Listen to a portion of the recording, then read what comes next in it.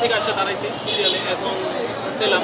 আর সবচেয়ে দুর্ভাগ্য হলো যে ওনারা এখন এই মুহূর্তে বলতেছে ফুয়েল পাচ্ছার হবে।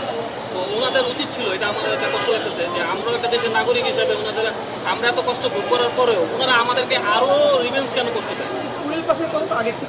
সরকার ছিল কিন্তু ওনারা দিচ্ছে, ঠিক আছে দিচ্ছে, বা আমরা হয়তো এইভাবে জানি না, বা আমরা আসলে চাকরির সুবাদে বা জানি যে ফুয়েল পাস লাগবে, কিন্তু ওনারা তো গতকালকেও ফুয়েল পাস ছাড়া দিচ্ছে, তা আমরা মেবি আসছি যে আজকে দেবে। তো আসলে মনে করেন হঠাৎ করে ওনাদের তো এটা সকালবেলা বলা উচিত ছিল। আমার দোষ যেহেতু আছে ওনাদেরও কিন্তু দোষ আছে, কারণ ওনাদের সকালবেলা 8টার সময় ওনাদের লোককে বলা উচিত ছিল যে আপনারা ফুয়েল পাস ছাড়া দাঁড়াবেন না। এখন আমরা এই মুহূর্তে যখন গেটের সামনে আসছি তখন ওনারা বলে যে আপনি কেন আপনারা ফুয়েল পাস ছাড়াবেন।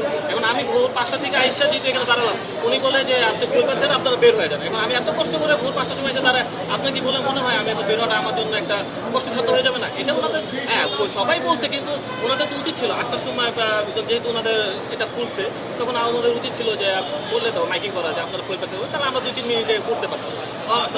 সবাই তারা এখানে দাঁড়াচ্ছে, সবাই তো আসলে নেট ওপেন থাকে না, বা অনেক সময় নেটওয়ার্কের সমস্যা থাকে, এখানে আসে করাটা সম্ভব না। মেবি তো 10-15 মিনিট 20 মিনিট আধা ঘন্টা তো আমাদের সময় দেওয়া উচিত, তাই না? এটা একটা দুর্ভাগ্য আমাদের জন্য। এটা তো আসলে তেলের দাম বৃদ্ধির সাথে জড়িত না, এটা জড়িত সিন্ডিকেট। দাম আরো বাড়ুক এরকমই থাকবে, দাম আরো 50 টাকা কমাই দিলে এরকমই থাকবে, কারণ এটা সিন্ডিকেট করে এই যে একটা লাইন ধরা রাখছে ফখরুলের বিরিয়ানির মতো শর্ট, কিন্তু ফখরুলের বিরিয়ানি কখনো বাড়ে না। কি জন্য বাড়ে না? সে বেশি বানায় না, কিন্তু এই তেল তো আছে, মজুদ আছে, লুকায় রাখছে।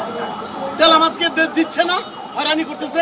আমরা অফিস বাদ দিয়া, কাজ বাদ দিয়া 7:45 দাঁড়াইছি, এখন এখানে আসছি। এখন বুঝেন পজিশনটা কি?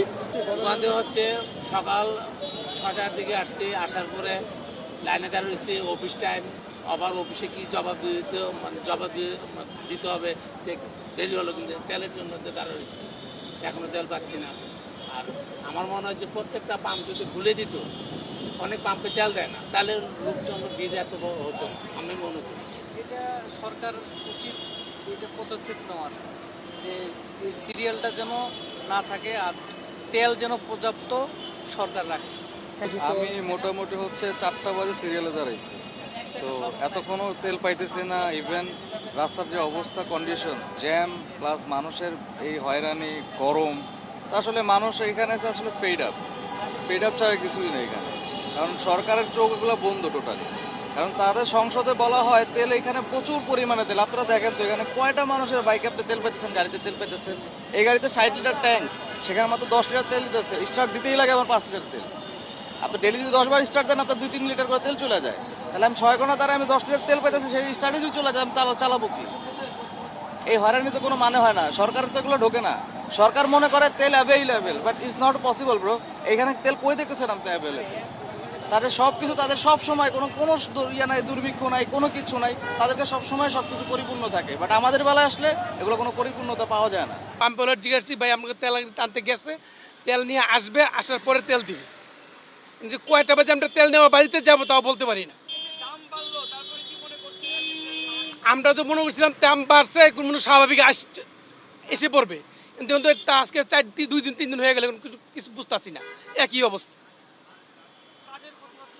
কাজে তো ক্ষতি হয়েছে। আজকে আমার ম্যাডামের মেয়ের স্কুল ছিল, স্কুল বন্ধ দিচ্ছে, স্কুল বন্ধ গ্যাস নিতে আসছে।